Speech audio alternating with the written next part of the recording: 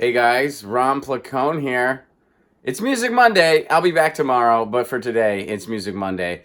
And I found this article from NPR.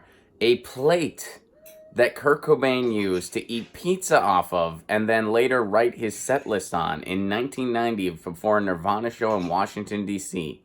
That paper plate auctioned for $22,000. Paper plate. $22,000. This was 1990. So keep in mind, in 1990, Kurt Cobain probably did not have $22,000 to his name. He probably barely had $22 to his name. This paper plate, $22,000. Look, I'm a big music fan as anyone else. I'm a huge Nirvana fan. I would not pay $22,000 for a paper plate. I don't even know if I would believe somebody if they offered it to me. Like, if they were like, you want this plate? Kurt Cobain wrote his set list on it. I'd be like, oh, yeah, that's probably just, you mimic this handwriting and you're punking me. Yeah, because I don't know exactly how they assured the authenticity of the plate exactly. I just saw a brief NPR blurb about it.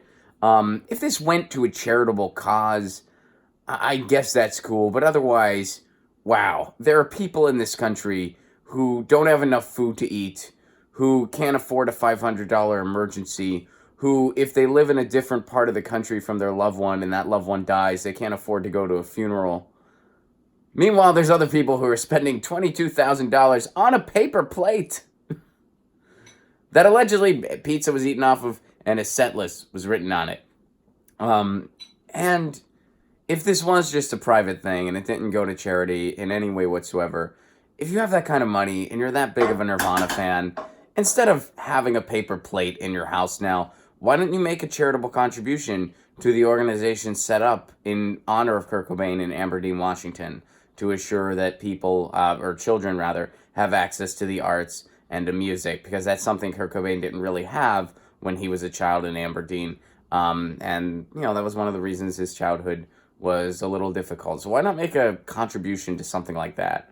Or a contribution to the organization Wayne Kramer and Billy Bragg have, where they give guitars to prisoners. There's all kinds of charitable music organizations out there. If you wanted to do something in memory of a musician you love, you could do that. And that $22,000 would be a little more fruitful and a little more well put to use than, I don't know, having a paper plate that someone can show off to their friends. And again, maybe this was for a charitable thing. Maybe it's going to go in a museum, in which case that's good, but, just saw the NPR blurb. All right, that's my 2 cents on it. Happy Music Monday. Peace.